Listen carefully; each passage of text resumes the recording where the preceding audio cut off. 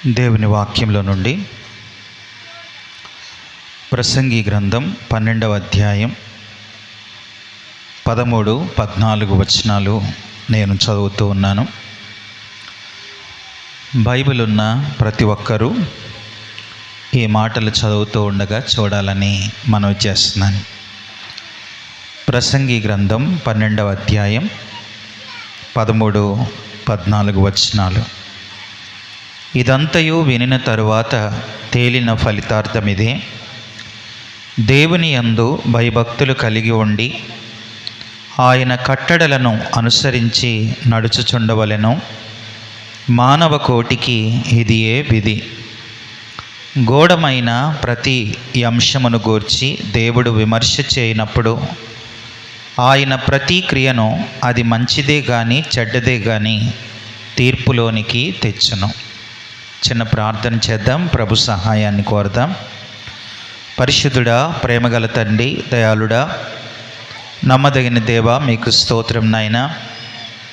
మీ అపారమైన కృపను బట్టి, మీ ప్రేమను బట్టి, మీ ప్రియకుమారుడైన యేసుక్రీస్తు ద్వారా మాకు మీరు అనుగ్రహించిన రక్షణ, నిరీక్షణ, ఈ భాగ్యాన్ని బట్టి స్తుతిస్తున్నాం.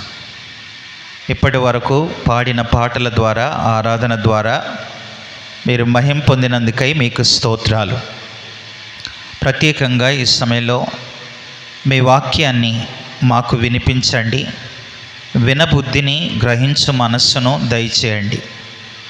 ప్రభువా, వాక్యమై ఉన్న మీరు మీ వాక్యము ద్వారా మాతో మాట్లాడి మమ్మలను దర్శించమని, మీ దయగల హస్తాలకు మమ్మలను మేము అప్పగించుకొని, పరిశుద్ధాత్ముడా, నన్ను మీకు అప్పగించుకుంటున్నాను తండ్రి. మీ ప్రియకుమారుడైన యేసుక్రీస్తు రక్తాన్ని ఆశ్రయిస్తున్నాను. మీరే మీ మాటలతో మమ్మలను దీవించి బలపరిచి నడిపించమని మా ప్రియ ప్రభువును మా రక్షకుడైన యేసుక్రీస్తు ఘనమైన నామములో ప్రార్థించి అడిగి వేడుకొనుచున్నాము తండ్రి, ఆమేన్. ప్రభుకి స్తోత్రం. మీ అందరికీ మన ప్రభు అయిన యేసుక్రీస్తు ఘనమైన నామములో అందరికీ నా హృదయపూర్వక వందనాలు తెలియజేస్తున్నాను. నన్ను ప్రేమతో ఈ 2 దినాలు మీ మధ్యలో నిలబడి దేవుని వాక్యాన్ని పంచుకోవటానికి ఈ మంచి అవకాశాన్ని నాకు కలిగించిన దైవజనులు జానయ్య గారికి, వారి కుటుంబానికి, సంఘమంతటికి, అలాగే నా వెనుకున్న దైవజనులకు, నా ముందున్న ప్రతి ఒక్కరికి, మీ అందరికీ కూడా నా హృదయపూర్వక ప్రేమ వందనాలు తెలియజేస్తూ ఉన్నాను. మనం చదివిన వాక్య భాగంలో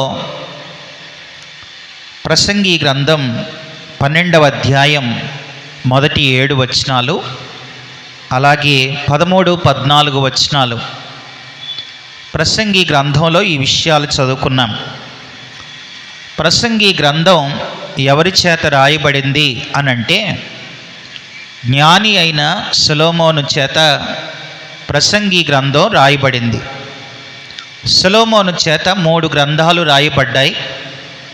ఆయన చేత రాయబడిన మొదటి గ్రంథం పరమగీతం, ఆయన చేత రాయబడిన 2వ గ్రంథం సామెతలు, ఆయన చేత వ్రాయబడిన 3వ గ్రంథం ప్రసంగి గ్రంథం. పరమగీతాన్ని పరిగెత్తే వయసులో, సామెతలు నిలబడే వయసులో, ప్రసంగి ముసలివాడై వృద్ధాప్యంలో పశ్చాత్తాపంతో రాసిన గ్రంథం. క్రీస్తునందు ప్రియులారా, దేవుడు సొలొమోనుకి 3 ఇచ్చాడు. మొదటిది, దేవుడు సొలొమోనుకి జ్ఞానాన్ని ఇచ్చాడు. రెండవది, సొలొమోనుకు దేవుడు ఐశ్వర్యాన్ని ఇచ్చాడు. మూడవది, దేవుడు సొలొమోనుకి ఆయుష్నిచ్చాడు. ఈ 3 దేవుడు సొలొమోనుకి ఇచ్చాడు. ఐశ్వర్యం, జ్ఞానం, ఆయుష్, ఈ 3 దేవుడు సొలొమోనుకి ఇస్తే, ఈ 3 కూడా సొలొమోను తన కొరకే వాడేసుకున్నాడు. దేవుడు జ్ఞానాన్ని ఇస్తే ఆ జ్ఞానాన్ని ఎలా వాడుకున్నాడంటే, సొలొమోను తండ్రి పేరు దావీదు. దావీదు దినాల్లో యుద్ధాలు జరిగినాయి, కానీ సొలొమోను దినాల్లో యుద్ధాలు ఉన్నాయా అని అంటే ఒక్క యుద్ధం కూడా లేదు. యుద్ధాలు లేవంటే శత్రువులు లేరా అని అంటే చుట్టూ ఎందరో శత్రువులు ఉన్నారు. కానీ మరి యుద్ధాలు ఎందుకు లేవు అని అంటే అదే సొలొమోను జ్ఞానం. తన జ్ఞానంతో ఏం చేశాడంటే ఏ శత్రురాజుతో యుద్ధం చేయాలో వాళ్ళ ఇంట్లో ఒక ఆమెను పెళ్లి చేసుకోవటం మొదలెట్టాడు. అది సొలొమోను జ్ఞానం. అలా ఎంతమందిని చేసుకున్నాడో మీకు తెలుసు. అంటే అంతమందితో యుద్ధాలు చేయవలసిన వాడు అలా చేయకుండా తన జ్ఞానాన్ని ఇలా ఉపయోగించి అసలు యుద్ధాలే లేకుండా చేసి బయట వాళ్ళందరినీ ఇంట్లో పెట్టుకొని వాళ్ళు ఈయన మనసు త్రిప్పివేసేటట్లుగా ఆయన తన జీవితాన్ని కొనసాగించాడు. ఈరోజు కూడా అంతే. చాలామంది దేవుడు వాళ్ళకి జ్ఞానాన్ని ఇస్తే ఆ జ్ఞానాన్ని ప్రాపర్గా వాడకుండా వాళ్ళు ఇలా వాడితే వాళ్ళు నేటి సొలొమోనులు. ఆనాటి సొలొమోను తనకిచ్చిన జ్ఞానం తన కోసమే వాడేసుకున్నాడు. ఈ రోజున చాలామంది ఈ ఫోన్లో ఏవో చూడకూడని చూస్తున్నారు, తర్వాత ఎక్కడికో వెళ్ళి డిలీట్ చేస్తున్నారు. పైకి మాత్రం నిల్లు, ఇంట్లో డల్లు, బయటికి వెళ్తే ఫుల్లు అన్నట్లుగా ఈ రోజున చాలామంది జీవితాలు వాళ్ళకిచ్చిన జ్ఞానాన్ని అలా ఉపయోగించేసుకుంటున్నారు. జ్ఞానాన్ని ఇస్తే ఇలా వాడాడు.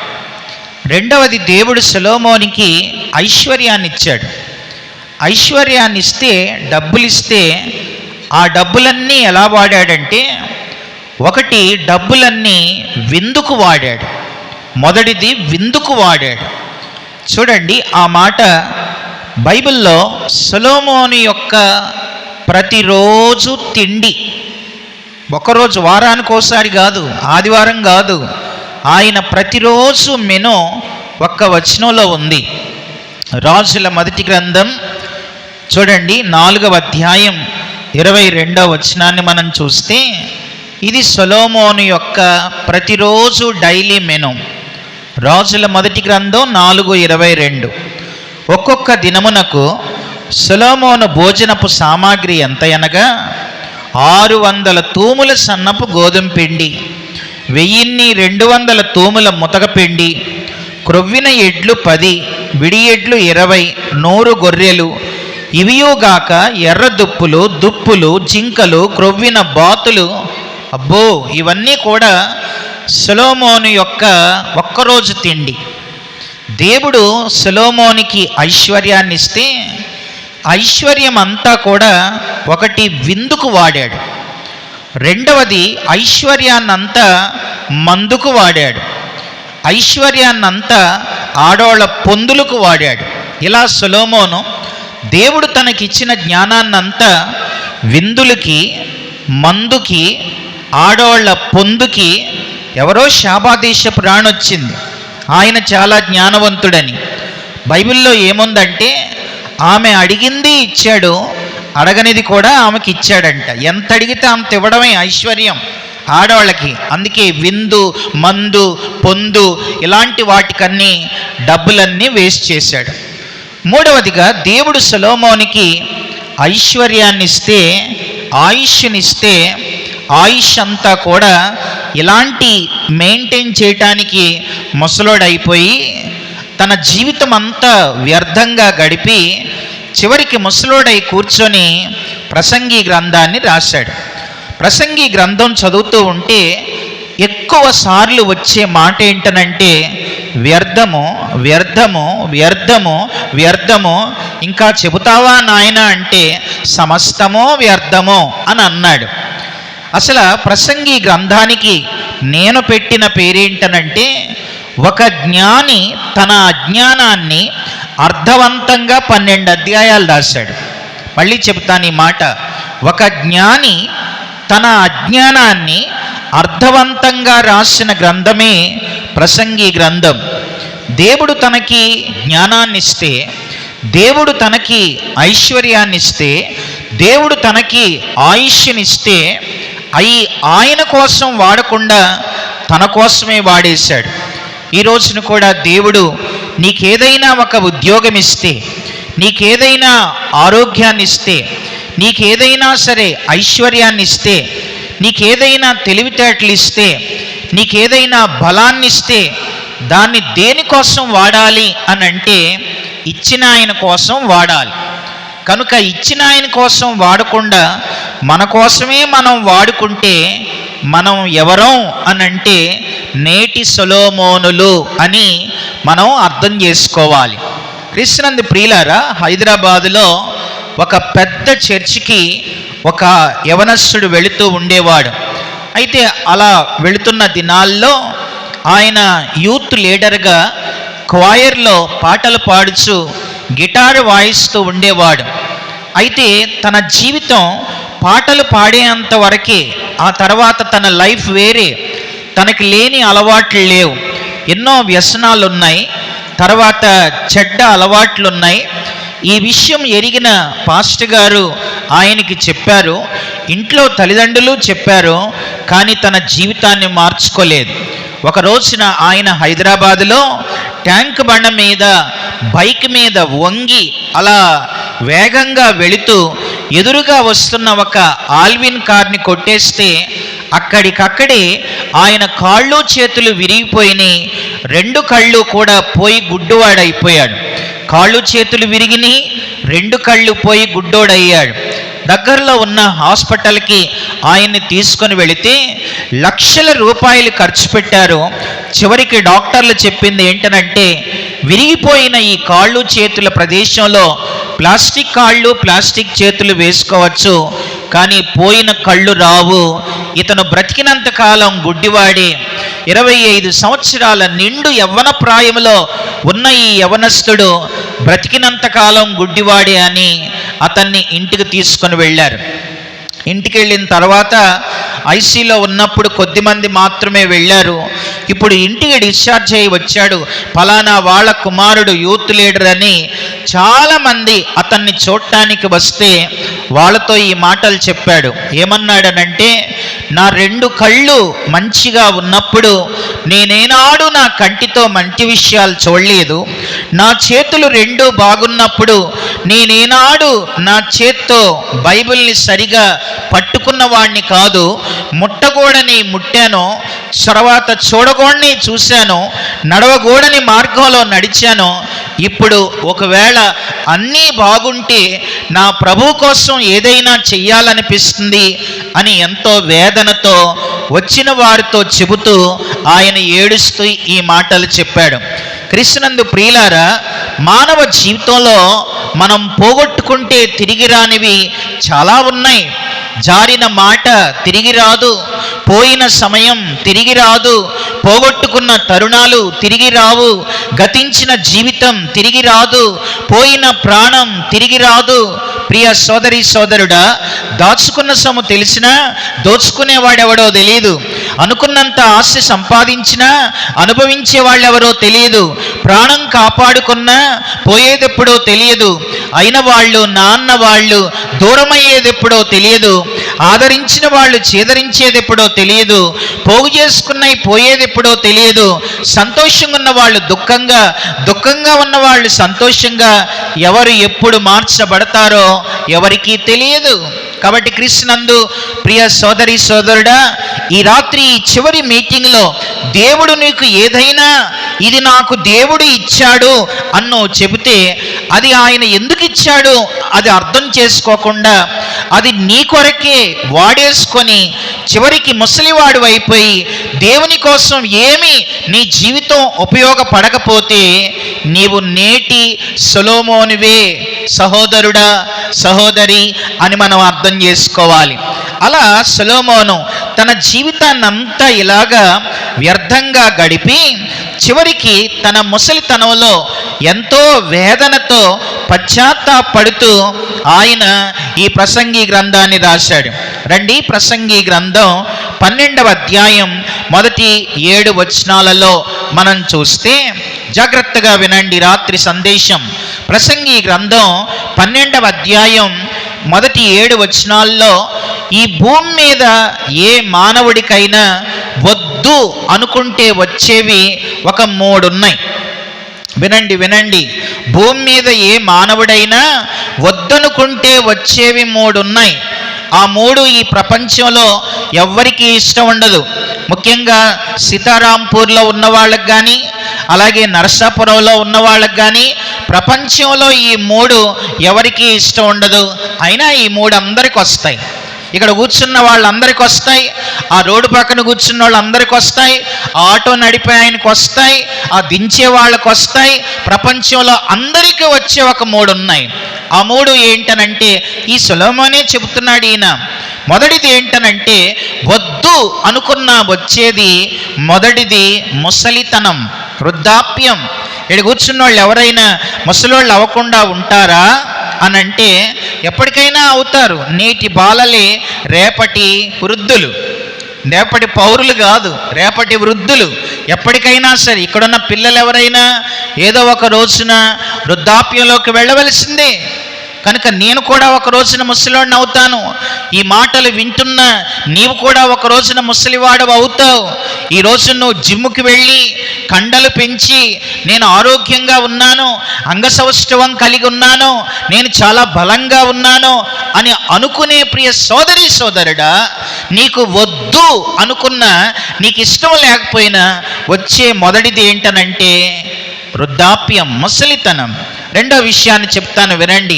రెండవది ఏంటనంటే వద్దు అనుకున్నా వచ్చేది రెండవది రోగాలు. వద్దనుకున్నా వచ్చేది రోగాలు. రోగాలు ఎవరికైనా ఇష్టం ఉంటుందా? ఓ కరోనా వెల్కమ్ అని ఎవరైనా అన్నారా? ఎవరు అనరు. రోగాలను ఎవరు కోరుకోరు. కనీసం జలుబును కూడా కోరుకోం, కనీసం దగ్గును కూడా కోరుకోం. రోగాలు ఎవరు కోరుకోం. కానీ వద్దు అనుకున్నా వచ్చేవేంటనంటే రోగాలు. రోగాలు రాని మనుషులు నరసాపురంలో ఎవరైనా ఉన్నారా? ఈ పశ్చిమ గోదావరి జిల్లాలో నాకు ఎప్పుడూ రోగం రాలేదు, ముందు కూడా రోగాలు రావు అనే మనుషులు ఎవరైనా ఉంటారా అని అంటే ప్రపంచంలో ఎవరుండరు. వద్దనుకున్నా వచ్చేవి రెండోది రోగాలు. మూడో మాట చెబుతాను విను. మూడోది ఏంటనంటే ప్రపంచంలో ఎవ్వరికీ ఇష్టం లేకపోయినా ప్రపంచంలో మనిషి అన్న ప్రతి వాడికి వచ్చేది మూడోది ఏంటనంటే మరణం. మరణం అనేది ఈ భూమి మీద ప్రతి మనిషికి వస్తుంది. మరణించని మనుషులు భూమి మీద ఎవ్వరు లేరు. మరణం అనేది అందరికీ వస్తుంది. మీలో చాలామందికి మైకేల్ జాక్సన్ పేరు వినే ఉంటారు. మైకేల్ జాక్సన్ తన చుట్టూ కూడా 120 మంది డాక్టర్లను పెట్టుకొని 150 సంవత్సరాలు బ్రతకాలనుకున్నాడు. 50 సంవత్సరాలు నిండకుండానే పైకి వెళ్ళిపోయాడు. ఆ విషయం మనందరికీ తెలుసు. ఎక్కువ కాలం బ్రతకాలని అనుకున్న మరణం అనేది ఎవరికి ఎప్పుడు వస్తుందో అది ఎవరికి తెలియదు. మరణం ఎప్పుడు ఎవరికి వస్తుందో తెలియదు. ఏ కులస్థుడైనా, ఏ మతస్థుడైనా, ఏ ప్రాంతవాసి అయినా మరణం భూమి మీద ప్రతి మనిషికి ఉంది. మీలో చాలామందికి ప్రపంచాన్ని జయించాడు ఒక ఆయన పేరే the great Alexander. The great Alexander ప్రపంచాన్ని జయించి ఒక రోజున సముద్రం దగ్గరికి వెళ్ళాడంట. బంగాళాఖాతం అనేది నేను చెప్పలేను, కానీ ఆయన ఏ సముద్రం దగ్గరికి వెళ్ళాడు నాకు తెలియదు. కానీ ఆయన సముద్రం దగ్గరికి వెళ్ళి, సముద్రమా, నేను జయించడానికి రాజ్యాలు లేవు, ఒకవేళ నువ్వు కూడా రాజ్యాన్ని అయితే నిన్ను కూడా జయించి నా రాజ్యంలో కలుపుకునేవాడినని అతి చిన్న వయసులో ప్రపంచాన్ని జయించిన ఘనత ద గ్రేట్ అలెగ్జాండర్కి వచ్చింది. అయితే విచిత్రం ఏంటనంటే వినండి జాగ్రత్తగా, ద గ్రేట్ అలెగ్జాండర్ కూడా ఎలా చనిపోయాడు అనంటే చిన్న దోమ కొట్టి చచ్చిపోయాడు. ద గ్రేట్ అలెగ్జాండర్ ప్రపంచాన్ని జయించిన ఆయన దోమను జయించలేకపోయాడు, మరణాన్ని జయించలేకపోయాడు. చావు బ్రతుకుల్లో హాస్పిటల్లో ఉంటే డాక్టర్లతో ఇలా చెప్పాడంట, నాకు వైద్యం చేస్తున్న వైద్యులారా నన్ను బ్రతికించండి, నా రాజ్యంలో అర్ధరాజ్యం ఇస్తానన్నాడట. నన్ను బ్రతికిస్తే వజ్ర వైడూర్యాలు, మణులు, మాణిక్యాలు ఇస్తానన్నాడట. అప్పుడు డాక్టర్లు అన్నారంట, అన్నీ చూసి రాజా మరికొద్ది నిమిషాలు మాత్రమే మీరు బ్రతుకుతారు, మా చేతుల్లో ఏమీ లేదు, మేమైతే చేతులు ఎత్తేస్తున్నాం అని చెప్పి మీరిక మరణానికి చేరువయ్యారు, మేమేం చేయలేం అని డాక్టర్లు వెళ్ళిపోయారట. అప్పుడు వెంటనే తన పక్కనున్న సైనికుడిని పిలిచి, సైనికుడా నాకు 3 కోరికలు ఉన్నాయి, నేను ఆ కోరికలను తీరుస్తావా అన్నాడంట. అప్పుడు ఆ సైనికుడు అన్నాడట, ప్రపంచాన్ని జయించిన ద గ్రేట్ అలెగ్జాండర్ మహారాజు గారి యొక్క కోరికలను నేను తీర్చగలనా రాజా అన్నాడంట. అప్పుడు అలెగ్జాండర్ అన్నాడట, నువ్వు తీర్చలేని కోరికలేమీ కాదు, నువ్వు తీర్చగలిగిన కోరికలే నేను కోరతాను, తీరుస్తావా అన్నాడంట. సరే చెప్పండి రాజా, ఏంటా కోరికలంటే, మొదటి కోరిక ఇలా అన్నాడంట అలెగ్జాండర్, నేను చనిపోయిన తర్వాత నా శవాన్ని ఎవరైతే నాకు వైద్యం చేశారో ఆ డాక్టర్లతో నా శవాన్ని మోయించన్నాడంట. సరే రాజా, మరి రెండో కోరిక ఏంటని అన్నాడంట. రెండవ కోరిక, నా శవాన్ని తీసుకొని వెళుతున్నప్పుడు నేను సంపాదించిన డబ్బులు, వజ్రాలు, వైడూర్యాలు దారి పొడవునా పరుచుకుంటూ నన్ను సమాధికి తీసుకొని వెళ్ళండి అన్నాడంట. సరే రాజా, మూడో కోరిక ఏంటో చెప్పండి అన్నాడంట. అప్పుడు మూడవదిగా గ్రేట్ అలెగ్జాండర్ ఎలా అన్నాడట, నేను చనిపోయిన తర్వాత నా 2 చేతులు కూడా బయటకు పెట్టి నన్ను సమాధి చేయండి అని చెప్పాడట. అంతేనా రాజా అంటే అంతే అన్నాడంట. అప్పుడు వెంటనే ఆ సైనికుడు అన్నాడంట, రాజా నాకో కోరిక ఉంది, తీరుస్తారా అన్నాడంట. అప్పుడు ఆయన అన్నాడట, చావుబ్రతుకుల్లో ఉన్నాను, నీ కోరికను నేను తీర్చగలనా అంటే, మీరు కూడా తీర్చే కోరికే నేను కోరతాను రాజా, తీరుస్తారా అంటే, సరే ఏంటో చెప్పు అన్నాడంట. ఏమీ లేదు రాజా, డాక్టర్లతో మోయించమంటున్నారు, దాని వెనకున్న భావం ఏంటో చెప్పండి అన్నాడంట. అప్పుడు అలెగ్జాండర్ అన్నాడట, ఏమన్నాడనంటే, నన్ను బ్రతికించమని, నేను చనిపోతానని వైద్యులు చెప్పారు, బ్రతికిస్తే వజ్ర వైడూర్యాలు నేను సంపాదించిన రాజ్యంలో అర్ధరాజ్యం ఇస్తానన్నాను, కానీ వైద్యం నా మరణాన్ని ఆపలేకపోయింది, డాక్టర్లు నా మరణాన్ని ఆపలేకపోయారు. మరణం విషయంలో వైద్యం ఎంతున్నా అది ఏమీ పనికిరాదు, తర్వాత ఎంత పెద్ద డాక్టర్ అయినా మరణాన్ని ఆపలేడని ప్రపంచానికి తెలియచేయండి అన్నాడట. సరే డబ్బులు ఎందుకు పరచమన్నారు అని అంటే, ఎన్నో డబ్బులు సంపాదించాను, అతి చిన్న వయసులో నేను 12వ ఏటనే రాజునయ్యాను. అప్పటికే మా తండ్రి ఫిలిప్పు ఆయన రాజుగా ఉంటూ, ఆయన ఉన్నప్పటి నుంచి నేను 12వ ఏటని నేను రాజుగా ఉన్నాను. ఈ 33 సంవత్సరాల వయసు దాకా ఎన్నో రాజ్యాలు జయించి వజ్ర వైడూర్యాలు, మణులు, మాణిక్యాలు ఎన్నో సంపాదించి ఇంత డబ్బు సంపాదించాను, డబ్బు మరణాన్ని ఆపలేకపోయిందని ప్రపంచానికి తెలియచేయండి అన్నాడట. సరే చేతులు ఎందుకు బయట పెట్టమంటున్నారంటే, ఆయన ఇలా అన్నాడట, ఈ లోకానికి వచ్చినప్పుడు నేను వట్టి చేతులతో వచ్చాను. ద గ్రేట్ అలెగ్జాండర్ ప్రపంచాన్ని జయించాడు, కానీ చనిపోయిన తర్వాత ఏమీ తీసుకొని వెళ్ళక రిక్త హస్తాలతోనే ఈ లోకాన్ని విడిచి వెళ్ళిపోయాడని తెలియచేయండి అని చెప్పాడట. ఈ మాటలు వింటున్నా ఓ అన్న, ఓ అక్క, ఓ సోదరి సోదరుడా, క్రీస్తునందు ప్రియ దేవుని పిల్లలారా వినండి జాగ్రత్తగా. వద్దు అనుకున్న ఈ 3 అందరికి వస్తాయి. అవి ఎప్పుడు వస్తాయి ఎవరికి తెలియదు. వద్దనుకున్నా వచ్చేది మొదటిది ముసలితనం, వద్దనుకున్నా వచ్చేది రెండోది రోగాలు, వద్దనుకున్నా వచ్చేది మూడోది మరణం. అది ఎప్పుడొస్తో తెలియదు, అది ఎవరికైనా రావచ్చు. తర్వాత దానికి వయసుతో సంబంధం లేదు, దానికి కులంతో సంబంధం లేదు, దానికి మతంతో సంబంధం లేదు, చదువుకున్నోడు చదువు లేనోడు తారతమ్య భేదాలు అది మరణానికి లేదు. ఇది ఎరిగిన సొలొమోను ప్రసంగి గ్రంథం 12వ అధ్యాయం మొదటి 7 వచనాల్లో ఒక మనిషి తన బ్రతుకు కాలంలో ఈ 3 ఎలా వస్తాయో జ్ఞాని కాబట్టి చాలా అద్భుతంగా వివరించి, వర్ణించి, విపులంగా విశదీకరించి రాసిన సత్యాలే ఈ 7 వచనాల్లో చూస్తాం. సరే ఏమున్నాయో చూడండి.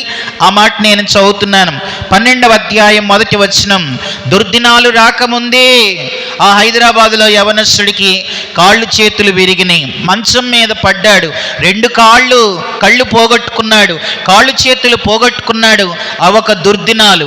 అవి రాక మునిపే ఎవరికి ఎప్పుడు ఏ దుర్దినాలు ఎలా వస్తాయో ఎవరికి తెలియదు. ఈ 3 ఎప్పటికైనా వస్తాయి. చూడండి 2వ వచనంలో, తేజస్సునకును సూర్యచంద్ర నక్షత్రాలకు చీకటి కమ్మక ముందే అని అన్నాడు. తేజస్సు అంటే మనిషి ముఖంలో ఉన్న అందం, అందం, చిన్నపిల్లలు చాలా అందంగా ఉంటారు. టీనేజ్లో ఉన్నప్పుడు మరి కాస్త అందంగా ఉంటారు. మిడిల్ ఏజ్లో ఉన్నప్పుడు మిడిల్గానే ఉంటారు. ఆ తర్వాత వయస్సు పెరుగుతూ ఉంటే మనిషి యొక్క అందం అది తరిగిపోద్ది. చూడండి, ఇక్కడున్న మాట, తేజస్సుకు సూర్యచంద్ర నక్షత్రాలకు చీకటి కమ్మక ముందే. ఏ మనిషి అయినా చనిపోయిన తర్వాత తన ముఖం చీకటి బ్లాక్ అయిపోద్ది. అది ఎప్పుడు అందం శాశ్వతం కాదు అని ఇక్కడ సొలొమోను చెబుతున్నాడు. ప్రియ సోదరి సోదరుడా, అందం ఎప్పుడు శాశ్వతం కాదు. ఈ భూమి మీద నువ్వు ఎంత అందంగా ఉన్నా ఏదో ఒక రోజున ఈ లోకాన్ని విడిచిపెట్టాలి. అందం శాశ్వతం కాదు.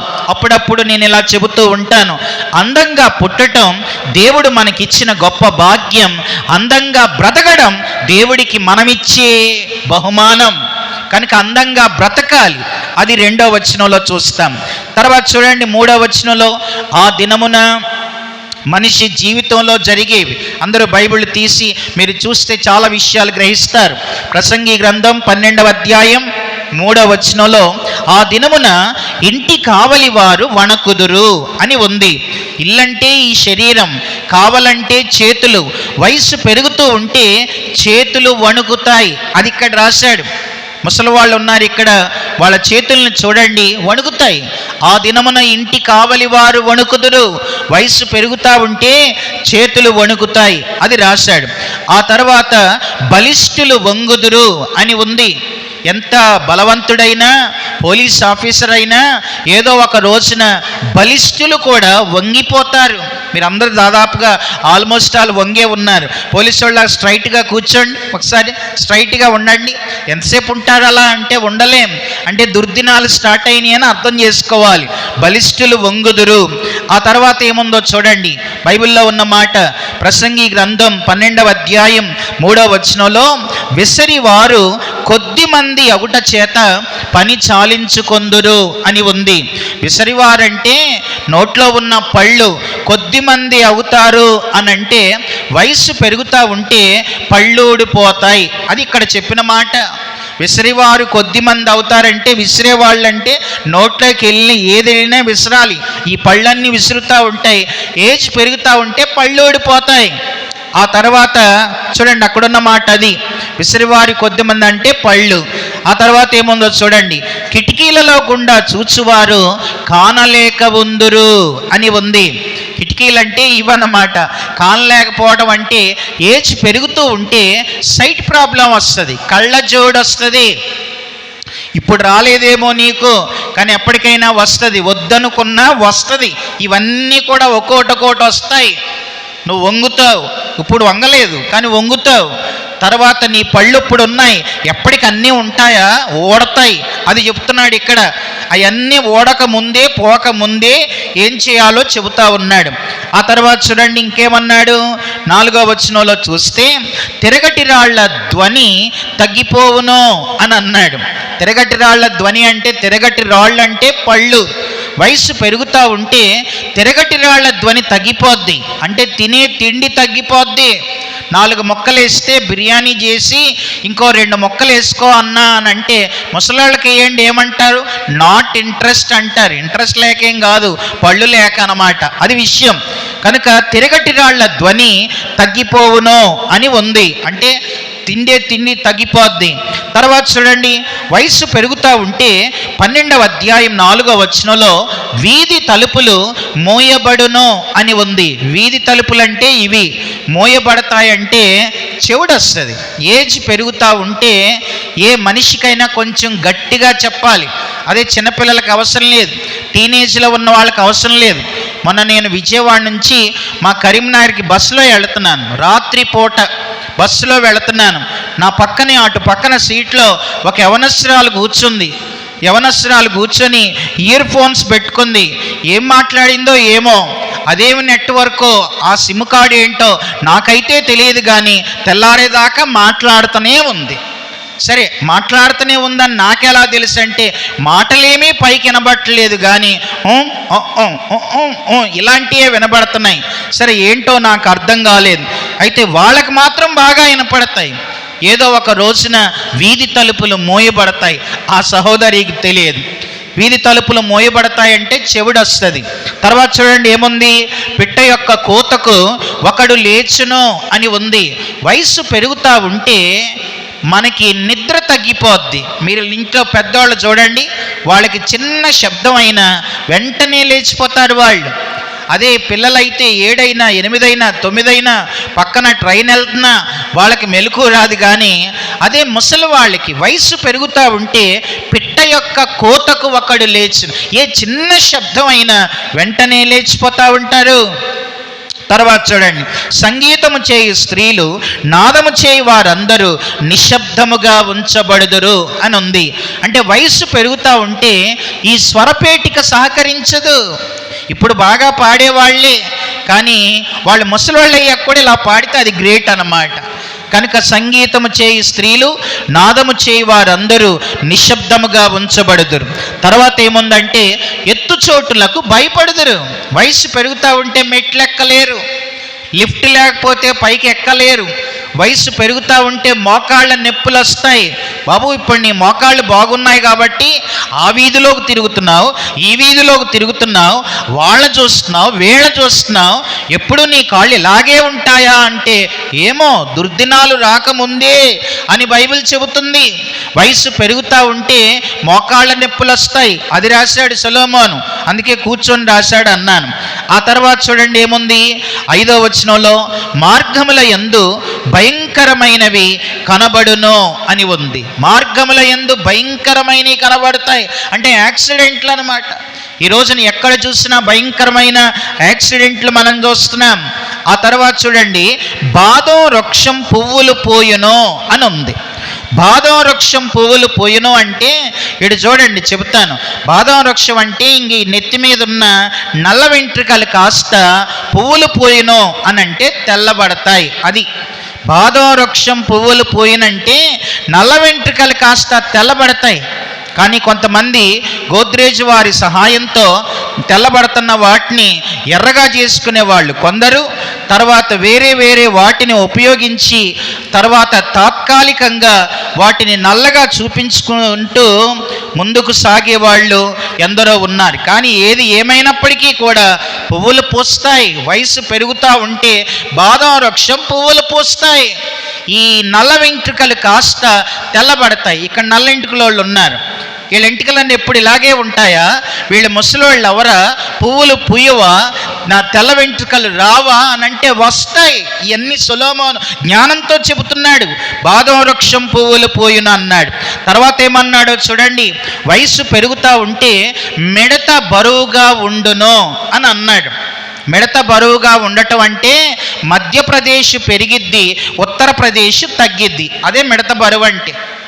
మిడత బరువు అంటే మధ్యప్రదేశ్ కొంచెం పొట్టొస్తుంది, తర్వాత ఉత్తరప్రదేశ్ తగ్గిద్దనంటే జ్ఞాపక శక్తి తగ్గిపోద్ది. వయసు పెరుగుతూ ఉంటే జ్ఞాపక శక్తి ఉండదు, గుర్తుండదు. అప్పట్లో ఈ ఫోన్లు లేనప్పుడు ఎన్ని నెంబర్లైనా నోటితో గుర్తు పెట్టుకొని చెప్పేవాళ్ళు. ఈ రోజున ఫోన్ నెంబర్లు చెప్పాలంటే రాసుకొని బుక్ కనపడితే అది ఉంటే తప్ప గుర్తులేని పరిస్థితులు ఏర్పడ్డాయి. కనుక వయసు పెరుగుతూ ఉంటే మిడత బరువైపోద్ది, జ్ఞాపక శక్తి తగ్గిపోద్ది, మనిషి లావ్ అయిపోతాడు.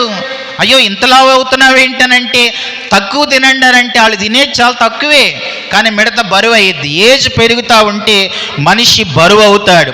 ఆ తర్వాత చూడండి ఇంకేముంది, బుడ్డ బుడుసురికాయ పగులును అని ఉంది. బుడ్డ బుడుసురికాయ అని అంటే రక్తం గడ్డగట్టుట, అది బుడ్డ బుడుసురికాయ అంటే. రక్తం గడ్డగడద్ది, బ్రెయిన్ డెడ్ అయింది, తల్లో రక్తం గడ్డగట్టింది అంటుంటారే, అదనమాట బుడ్డ బుడుసురికాయ అంటే. ఇది కూడా జరిగిద్ది కొంతమందికి. సొలొమోను లేని ఏమన్నా అబద్ధాలు చెప్తున్నాడా? చచ్చిపోయేటప్పుడు ఎవరైనా నిజమే చెప్తారు. కనుక అన్నీ చూసి అందరినీ చూసి చక్కగా వివరిస్తూ ఆయన మాటలు చెప్తున్నాడు. బుడ్డ బుడుసురికాయ పగులను అని అంటే రక్తం గడ్డగట్టి ఆ తర్వాత ఇక రక్తం గడ్డగట్టిందంటే పైకి పోవడమే, పైకి వెళ్ళాడంటే పాస్టర్ గారు మీ ఇంటికి రావడమే. ఆ తర్వాత పరదేశులమో ప్రియులారా అనే పాట పాడుకుంటూ వీధిలో తీసుకొని వెళ్ళటమే అని కింద రాశాడు.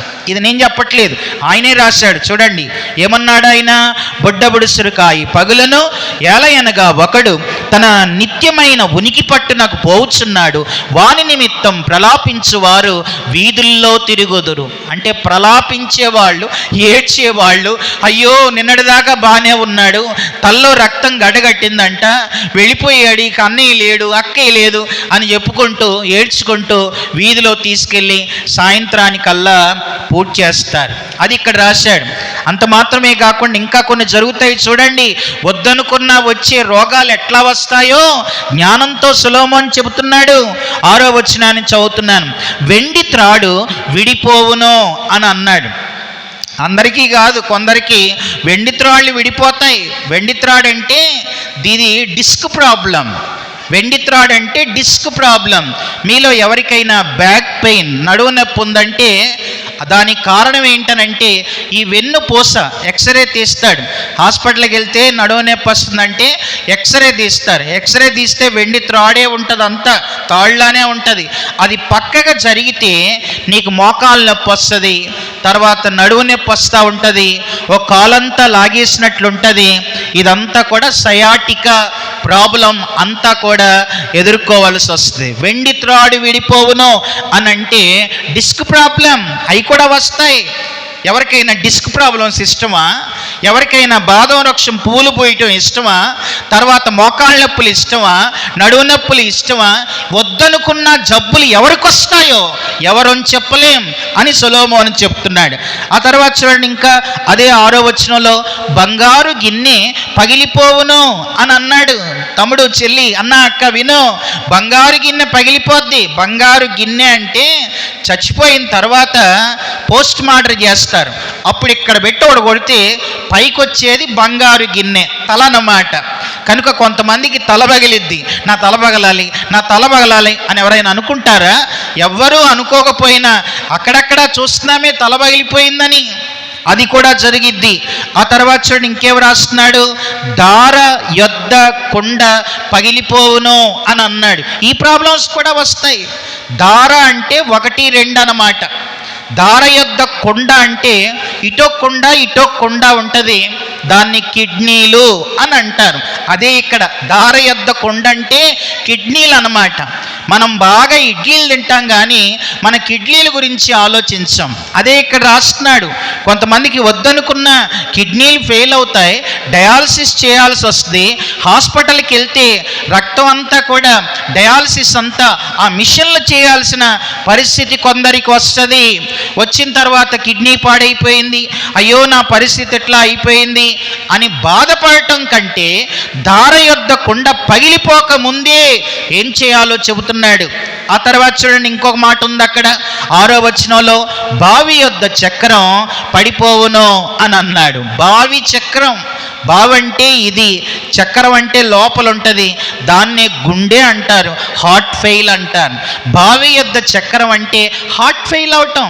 ఈ రోజుల్లో ఎక్కడ చూసినా అతనికి హార్ట్ అటాక్ వచ్చిందని అని అంటున్నారు. హార్ట్ అటాక్ ఎవరికి వస్తే ఎవరికైనా తెలుసా? ఏ డాక్టర్కైనా తెలుసా? ఎవరికీ తెలియదు. చిన్న చిన్న వాళ్ళే వెళ్ళిపోతున్నారు. మన బెంగళూరు వెళ్ళాను, అక్కడ ఒక ఆయన ఫోటో పెట్టారు, హీరో ఫోటో, ఆయన పేరు ఏదో ఉంది, ఏదో చెప్పారు, చాలా ఫేమస్ హీరో అంట కర్ణాటకలో. ఎలా చచ్చిపోయాడు అని అంటే హార్ట్ అటాక్ వచ్చి చనిపోయాడు. తర్వాత ఇలా చాలామంది ఎక్కడ చూసినా ఈ రోజుల్లో ఎంతోమంది బావి యొద్ద చక్రం పగిలిపోయి హార్ట్ అటాక్ వచ్చి ఎవరో ఒకరు ఏదో ఒక రీతిగా ఈ లోకంలో మరణిస్తూనే ఉన్నారు. ప్రియ సోదరి సోదరుడా, ఈ మాటలు వింటున్న ఓ అన్న అక్క, వద్దనుకున్న ఈ 3 వస్తాయి అంతే. ఇక ఈ 3 ఎవరికి ఇష్టం ఉండదు. నేను ముసలోడిని అవ్వాలని ఎవరైనా అనుకుంటారా? ముసలోళ్ళు కూడా పడిచోళ్ళలాగా ఎన్నో ప్రయత్నాలు చేసి కవరింగ్లు చేసుకుంటూ ముసలోళ్ళలాగా కనపడకుండా ఎన్నో ప్రయత్నాలు చేస్తున్నారు. నేను ఇక్కడికి రాకముందు మంగళ షాప్కి వెళ్ళాను. మంగళ షాప్కి వెళ్ళి నా తల హెయిర్ కటింగ్ మంగళాయనతో అన్నాను, తల బాగా పెరిగిపోయింది, కటింగ్ వేయించిన ఆయన అని అన్నాను. అప్పుడు ఆయన అన్నాడు నాకు కటింగ్ వేస్తూ, సార్ బాదం వృక్షం పువ్వులు వచ్చేస్తున్నాయి, వేసేయమంటారా అని అన్నాడు. అప్పుడు నేను అన్నాను, నువ్వు వేసేది ఎన్ని రోజులు ఉంటుందని అన్నాను. అంటే ఆయన అన్నాడు, బాగా ఉంచుకుంటే ఉంటుంది సార్, నెల రోజులైనా ఉంటుంది అన్నాడు. అప్పుడు నేను అన్నాను, దేవుడు పర్మనెంట్ వేస్తున్నాడులే, టెంపరీ నువ్వు ఎందుకులే అని అన్నా. దేవుడు పర్మనెంట్ కలర్ వేస్తూ ఉంటే టెంపరీ వాటి మీద మనకెందుకు ఆశ? కనుక ఎవరికి ఎప్పుడు ఏమొస్తాయో ఎవరికి తెలుసు. వినండి ప్రియ సోదరి సోదరుడా, ఈ భూమి మీద ఏ మానవుడికైనా ముసలోడు అవ్వాలని ఎవరైనా అనుకుంటారా? రోగాలు రావాలని ఎవరైనా అనుకుంటారా? తర్వాత నాకు త్వరగా మరణం రావాలని ఈ భూమి మీద ఎవరైనా కోరుకుంటారా అంటే ఎవ్వరూ కోరుకోరు. కానీ వద్దు అనుకున్న ఈ మూడు వస్తాయి. అది ఎరిగిన సొలొమోను ఈ మూడు రాకమునిపే, దుర్దినాలు రాకముందే, ఇప్పుడు వీటి యందు నాకు సంతోషం లేదు అని చెప్పే సంవత్సరాలు రాకమునిపే నిన్ను సృష్టించిన సృష్టికర్త ఒక ఆయన ఉన్నాడు. ఆయన నిన్ను ప్రేమించాడు. ఆయన నీ కోసం పరలోకాన్ని విడిచి భూమి మీదకి వచ్చి కలువరి శిలువలో ప్రాణం పెట్టి చనిపోయి సమాధి చేయబడి తిరిగి లేచిన యేసు నిన్ను ప్రేమిస్తున్నాడు. ఓ గొప్ప ఉద్దేశంతో ఆయన ఈ భూమి మీద నిన్ను పుట్టించాడు. అది ఎరగాలని, ఆయన యందు భయభక్తులు కలిగి ఉండాలని సొలొమోను తన వృద్ధాప్యంలో ఈ మాటలు చెబుతూ ఉన్నాడు. కనుక వద్దు అనుకున్న ఈ మూడు వస్తాయి, అవి ఎవరికీ తెలియదు. కాబట్టి ఇవి రాకమునుపే. చూడండి, ఈ 12వ అధ్యాయంలో 13వ వచనంలో ఇలా అన్నాడు, ఇదంతా వినిన తరువాత తేలిన ఫలితార్థం ఇదే. ఇంతసేపు విన్నారే, ఇదంతా విన్న తర్వాత నేను ఫైనల్గా చెప్పాలనుకునేది ఏంటనంటే, ఎవరు ఎప్పుడు ఈ లోకాన్ని విడిచిపెడతామో ఎవ్వరికీ తెలియదు. ఎన్నో ప్రణాళికలు వేసుకొని తర్వాత ఇంతకాలం ఈ భూమి మీద ఉండాలి, ఈ లోకమే శాశ్వతం అనుకొని, ఈ లోకమే స్థిరం అనుకొని, తర్వాత ఈ లోకమే ఇక నాకు పర్మనెంట్ అనుకొని అలా బ్రతుకుతున్నవో మనుషులారా, దేవుని యందు భయభక్తులు కలిగి ఆయన కట్టడలను అనుసరించి నడవండి. మానవ కోటికి ఇదే విధి. ఒక రోజున మనందరం దేవుని దగ్గరికి వెళతాం, తీర్పులో నిలబడతాం. ఎవరైతే దేవుడు ఎందుకు పుట్టించాడో అది అర్థం చేసుకొని ఆయన కోసం బ్రతికిన వారికి ఆయన బహుమానాలు ఇస్తాడు. తమ జీవితాన్ని తమ కొరకే ఉపయోగించుకొని దేవుని కోసం బ్రతకకుండా తమ ఇష్టానుసారంగా బ్రతికిన వారందరికీ దేవుడే తీర్పు తీరుస్తాడు అని ఈ మాటలు ఆయన ముగిస్తున్నాడు. వినండి, మనందరం ఒక రోజున తీర్పులోనికి వెళతాం. తీర్పులోనికి ప్రతి ఒక్కరూ వెళతారు. అలా తీర్పులోనికి వెళ్ళినప్పుడు ఆయన అది మంచిదైనా చెడ్డదైనా, చూడండి బైబిల్లో కొరింథీయులకు రాసిన 2వ పత్రిక 5వ అధ్యాయం నేను చదువుతూ ఉన్నాను. బైబిల్లో ఈ మంచి మాట, కొరింథీయులకు రాసిన 2వ పత్రిక 5వ అధ్యాయం 8, 9, 10 వచనాలలో అక్కడిలా ఉంది వాక్యం. ఏమనుందంటే చూడండి, 9వ వచనాన్ని చదువుతున్నాను. కావున దేహమందున్నను దేహమును విడిచినను ఆయనకు ఇష్టలమై ఉండవలనని మిగుల అపేక్షించుచున్నాం. ఎందుకనగా తాను జరిగించిన క్రియల చొప్పున అవి మంచివైనా సరే చెడ్డవైనా సరే, నువ్వు చేసిన పని అది మంచిదైనా చెడ్డదైనా దేహముతో జరిగించిన వాటి ఫలమును ప్రతివాడు పొందునట్లు మనమందరము క్రీస్తు న్యాయపీఠము ఎదుట నిలబడాలి. అందరం ఒక రోజున, ఈ లోకంలో ఏ మనిషి అయినా అందరూ ఒక రోజున తీర్పులో నిలబడాలి. అలా తీర్పులో నిలబడ్డప్పుడు నువ్వు చేసింది మంచైనా చెడైనా రెండు తీర్పులోనికి వస్తాయి. మంచి చేసి ఉంటే ఆయన నువ్వు చేసిన దానికి బహుమానాలు ఇస్తాడు. ఒకవేళ చేయకూడనివి నువ్వు చేసుంటే దానికి ఆయన తీర్పు తీరుస్తాడు అని దేవుని వాక్యంలో మనం చూస్తున్నాం. ప్రకటన గ్రంథం చూడండి 20వ అధ్యాయంలో ఈ మాటలు నేను చదువుతూ ఉన్నాను. ప్రకటన గ్రంథం 20వ అధ్యాయంలో మనం చూస్తే అక్కడిలా ఉంది 11వ వచనం. ప్రకటన 20:11 మరియు ధవళమైన మహాసింహాసనం దాని యందు ఆసీనుడై ఉన్న ఒకనిని చూచితిని. భూమి ఆకాశములు ఆయన సముఖము నుండి పారిపోయెను, వాటికి నిలువ చోటు కనబడకపోయెను. మరియు గొప్పవారేమి కొద్దివారేమి మృతులైన వారందరూ ఆ సింహాసనము ఎదుట నిలవబడి ఉండుట చూచితిని.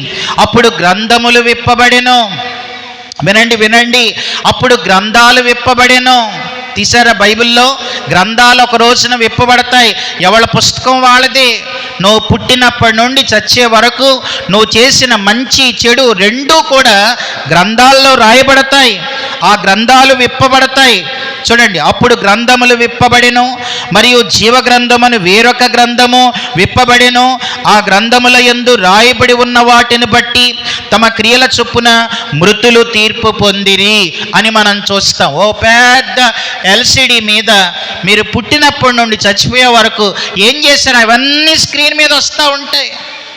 అవన్నీ కూడా ఒకవేళ ఆ వెనకున్నవాడు నెక్స్ట్ తనే అయితే, అమ్మో నేను చేసినవన్నీ కూడా అందరికీ తెలిసిపోద్దని ఒకవేళ సముద్రంలో దూకాడు అనుకో, సముద్రమే తీసుకొచ్చి వాడిని దేవుని ఎదుటి నిలబెట్టి, ప్రభువా వీడు అలా మొగల్తూరు నుంచి అలా వచ్చి సముద్రంలో దూకాడు నాయనా, వీడు నాలో దూకాడని సముద్రమే తీసుకొచ్చి ముందు నిలబెడద్ది. అక్కడున్న మాట అదే. చూడండి, నేను చదువుతున్నాను 13వ వచనం. సముద్రం తనలో ఉన్న మృతులను అప్పగించెను, మరణమును పాతాళ లోకమును వాటి వశమునున్న మృతులను అప్పగించెను. వారిలో ప్రతివాడు తన క్రియల చొప్పున తీర్పు పొందెను. తీర్పుంది. నువ్వు చేసింది మంచైనా చెడైనా ప్రభువు నీకేమిచ్చాడు, దేవుడు నీకేమిచ్చాడు, నువ్వు ఏం చేశావు, ఎలా నీ బ్రతుకును నువ్వు నడిపావు, కొనసాగించావు, అన్నీ ఒక రోజున తీర్పులోనికి వస్తాయి. చూడండి 14, మరణమును మృతుల లోకమును అగ్నిగుండములో పడవేయబడెను. ఈ అగ్నిగుండం రెండవ మరణం. ఎవని పేరైనను జీవగ్రంథమందు వ్రాయబడినట్లు కనబడని ఎడల వాడు అగ్నిగుండములో పడవేయబడెను. అగ్నిగుండంలో వేయబడతాడు. ఎవని పేరు జీవగ్రంథంలో ఉండదో వారు అగ్నిగుండం, దీన్నే నరకం అంటారు. సరే, నరకం ఎలా ఉంటుంది అని అంటే, మీరెవరు అందులో పడినంటే ఒక్కసారి ఒకే ఒక్క వచనంలో నరకం ఎలా ఉంటుందో బైబిల్లో రాయబడింది. ఆ ఒక్క వచనం చదివి ముగింపులోనికి వెళదాం. చూడండి, యెషయా గ్రంథం 30వ అధ్యాయం 33వ వచనంలో నరకాన్ని గురించి రాసిన మాట ఇది. నరకం ఎలా ఉంటుందో చూడండి. యెషయా గ్రంథం 30వ అధ్యాయం 33వ వచనంలో ఈ ఒక్క వచనంలో నరకం ఎలా ఉంటుందో రాయబడింది. చదువుతున్నాను నేను. పూర్వము నుండి తోపేతని పైన ఒకటేసి కింద హేయమైన శ్మశానం. నరకం అనేది హేయమైన శ్మశానం. అది కంపు, దుర్వాసన. అది మెలెకు దేవతకు సిద్ధపరచబడి ఉన్నది.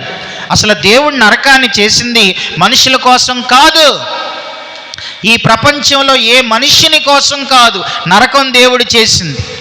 ఆయన నరకాన్ని ఎందుకు చేశాడంటే సాతానుని కొరకు, వాని అనుచరులు పడిపోయిన దూతల కోసం ఆయన నరకం చేశాడు. కానీ ఒక రోజున మనుషులు కూడా నరకానికి ఎందుకు వెళ్తారంటే, వినండి ఒక శుభవార్త, పాపం చేసినందుకు కాదు, కానీ పాపం పోయే మార్గం ఉన్న ఎవరైతే ఉపయోగించుకోరో, తమ ఇష్టానుసారంగా బ్రతుకుతారో వారు ఒక రోజున ఈ నరకానికి వెళతారు. అది ఎలా ఉంటుందంటే చూడండి 33వ వచనం.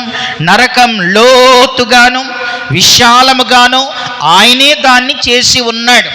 నరకం లోతుగా, అందుకే అప్పుడప్పుడు వీడియో క్లిప్పులు చూస్తే పైనుంచి ఎక్కడికో లోతుకి పడేసినట్లుగా ఉంది. నరకం లోతుగాను విశాలముగాను ఆయన దాన్ని చేశాడు. అది అగ్నియు విస్తార కాష్టమును కలిగి ఉన్నది. కణకణలాడే నిప్పుల గుండం, గంధక ప్రవాహము వలె యెహోవా ఊపిరి దాన్ని రగులబెట్టును అని ఉంది. నరకం ఎలా రగులుతూ ఉంటుందంటే యెహోవా ఊపిరితో అది రగులుతూ ఉంటుంది. ఊపిరి అంటే గాలి పీల్చుకోవటం, ఇది ఊపిరి. దేవుని ఊపిరితో నరకం రగులుతూ ఉంటుంది. సిస్టమ్ అట్లా పెట్టాడు ఆయన. అయితే వినండి, దేవుని ఊపిరి ఎప్పుడైనా ఆగిపోద్దా అనంటే దేవుని ఊపిరి ఎప్పుడు ఆగదు. ఆయన ఊపిరి ఆగితేనే అక్కడ అగ్నిగుండపు మంటలు చల్లారుతాయి. ఆయన ఊపిరి ఆగదు కనుక అగ్ని ఆరదు, పురుగు చావదు అని బైబిల్లో ఉంది.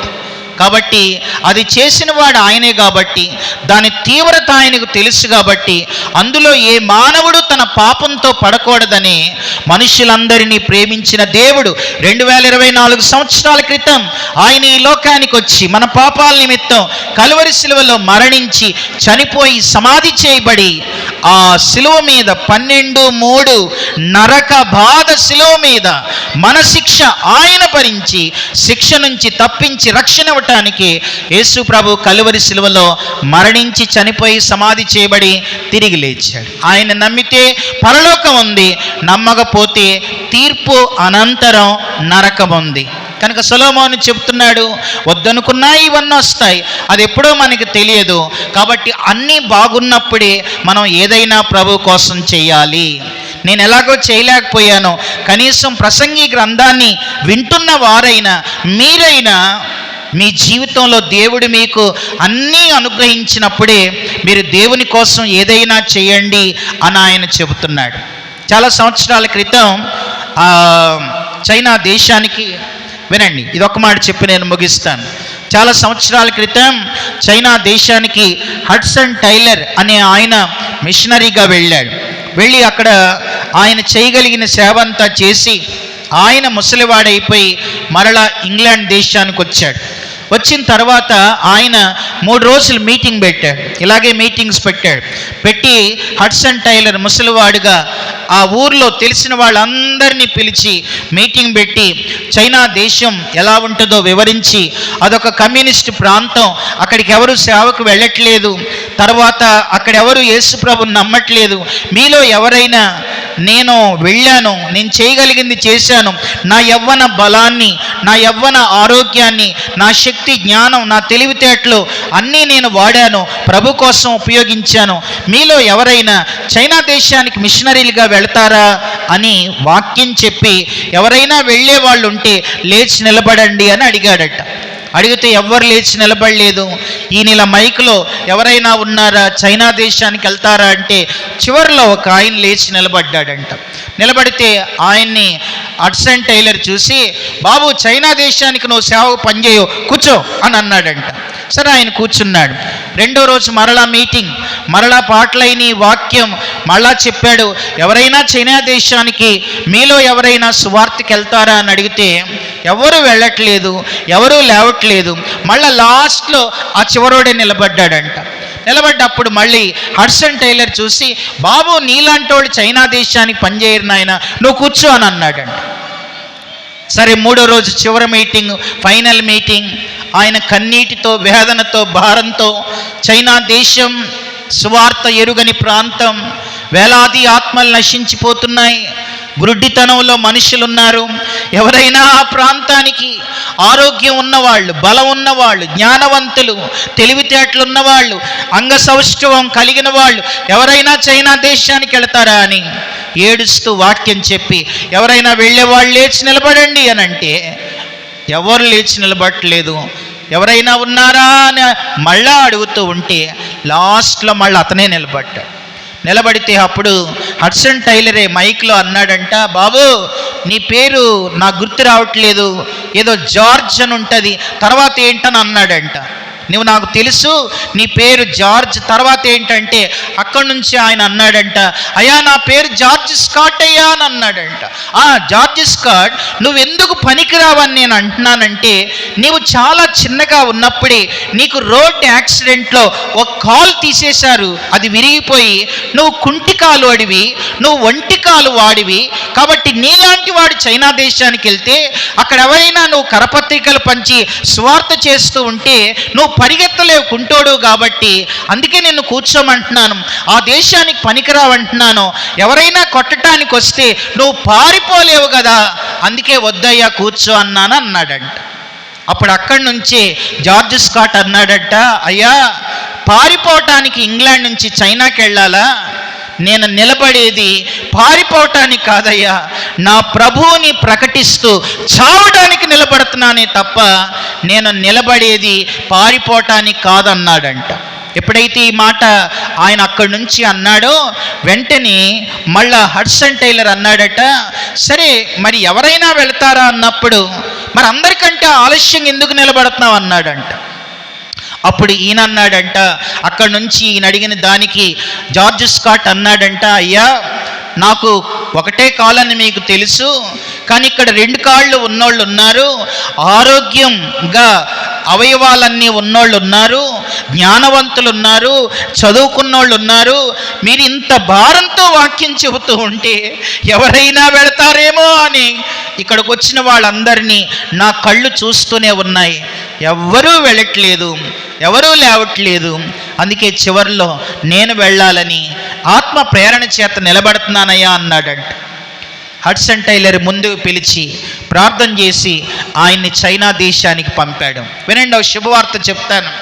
చైనా దేశానికి వెళితే ఈరోజు చైనా దేశంలో క్రైస్తవులు ఉన్నారా అని అంటే కమ్యూనిస్ట్ ప్రాంతమైన క్రైస్తవులు మస్తు మంది ఉన్నారు, అంటే ఎక్కువ మంది ఉన్నారు చైనా దేశంలో. ఈ కుంటికాలు వాడు చైనా దేశంలో వించౌ అనే ఒక రాష్ట్రానికి వెళ్ళాడు.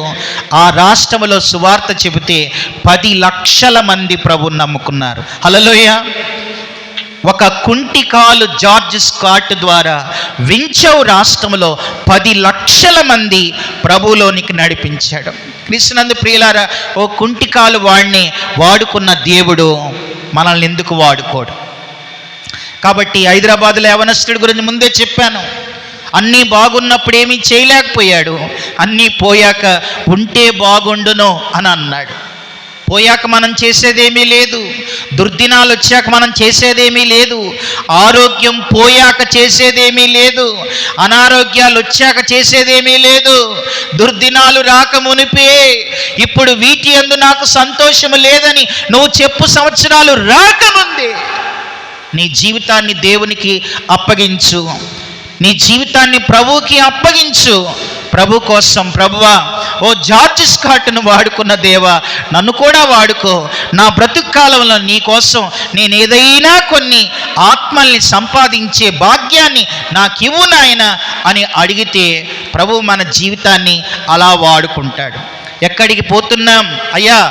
వినండి, ఎక్కడికి పోతున్నా మనం ఎక్కవలసిన ఒలీవా కొండను వదిలి, ఎందుకు పోతున్నా మనం కట్టవలసిన హృదయపు కట్టడాలు వదిలి, బాబేల్లో గోపురం కట్టడానిక, బబులోన్లో కాపురం పెట్టడానిక సిరులకిచ్చే విలువ సిలువకి ఇస్తున్నామా? సౌదాలకిచ్చే విలువ ఔదర్యానికి ఇస్తున్నామా? ప్రతి సంఘం వెలగాలని, ఉజ్జీవం కలగాలని కలలు కంటున్నారే కానీ బ్రతుకులో మార్పు లేదు, దేవుని కోసం చేసేది ఏమీ లేదు. దేవుడిచ్చిన ఆరోగ్యం పాడైపోతుంది, దేవుడిచ్చిన ఆయుష్కాలం తరిగిపోతూ ఉంది. దేవుని కోసం మనం ఏమీ చేయలేకపోతున్నాం. కాబట్టి ఉన్నప్పుడే, బ్రతికున్నప్పుడే, ఆరోగ్యంగా ఉన్నప్పుడే మనం ప్రభు కోసం ఏదైనా చెయ్యాలి.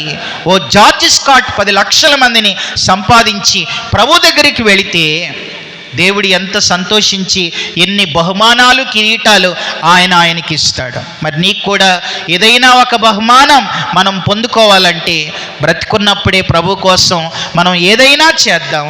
ఓ మంచి తీర్మానంతో మనం ముందుకు సాగుదాం. అట్టి కృప దేవుడు మనందరికీ దయచేయును గాక. ఆమేన్. తల వంచండి, ప్రార్థన చేసుకుందాం. కళ్ళు మూసుకుందాం, ప్రభు వైపు చూద్దాం, ప్రార్థన చేద్దాం. ఇంతసేపు వాక్యం విన్నావు, నా ప్రార్థన కోసం చూడకు, చివరి ప్రార్థన కోసం చూడకు. భోజనం చేస్తావు, వెళ్ళిపోతాం, మీటింగ్స్ అయిపోయినాయి, రేపు రాత్రి ఇక్కడ ఇంకెవరు ఉండరు ఇక్కడ. కానీ ప్రియ సోదరి సోదరుడా, ఓ తమ్ముడు, ఓ అన్న, ఓ అక్క, ఓ చెల్లి, ఇంతసేపు దేవుడు నీతో మాట్లాడాడు. ఒక మాట చెప్పి ఇక్కడి నుంచి వెళ్ళు.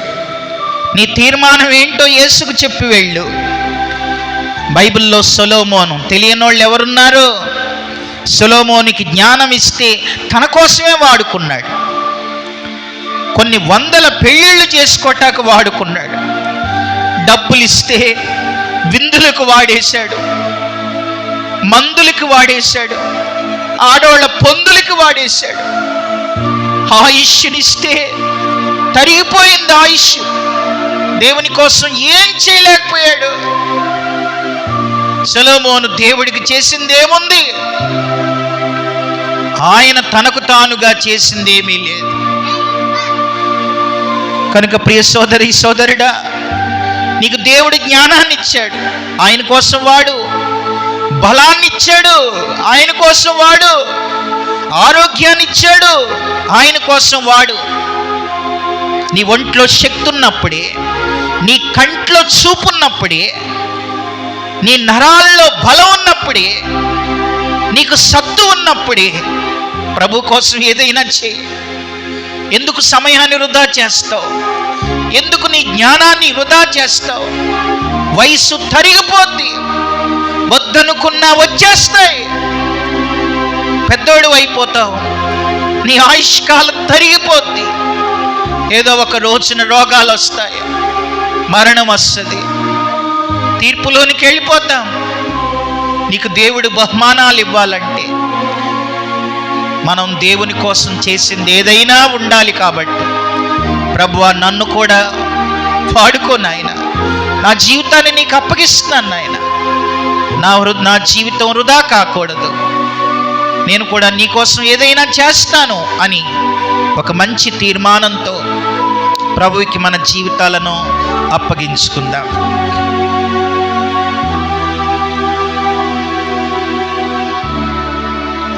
పరిశుద్ధుడా, ప్రేమగల తండ్రి, నమ్మకమైన ప్రభువా, మీకు స్తోత్రాలు. మీరు మాకు ఇచ్చిన ప్రతీది మీ కొరకు ఉపయోగపడాలని, మీరు మాకు ఇచ్చిన దాని విషయంలో ఒక రోజున మమ్మల్ని లెక్క అడుగుతారు, మేము తీర్పులోనికి వెళతాం. కాబట్టి నాయన, ఈ జీవితం మీరిచ్చిందే కనుక ఈ విలువైన జీవితం నాయన, మీకోసం విలువలతో మేము మీకోసం జీవించటానికి కృపనివ్వండి. ఈ మాటలు విన్న ప్రతి ఒక్కరిని దర్శించి నేటి సొలొమోనుల్లా బ్రతకకుండా నాయన, మీరిచ్చిన ప్రతీది కూడా మీకోసమే ఖర్చు చేస్తూ, మీకోసం పని చేస్తూ కొన్ని ఆత్మల్ని సంపాదించి మీ పనిలో ముందుకు సాగుటకు సహాయం చేయమని, ఈ ప్రయాస వ్యర్థం కాకుండానట్లుగా కృపను చూపించుమని మీ దయగల హస్తాలకు ఈ గ్రామాన్ని, గ్రామ ప్రజలను అప్పగించుకొని అందరికీ తోడుగా ఉండి ప్రతి ఒక్కరూ మీకోసం బ్రతకడానికి సహాయం చేయమని యేసుక్రీస్తు ఘనమైన నామములో ప్రార్థించి అడిగి వేడుకొనుచున్నాము తండ్రి. ఆమేన్.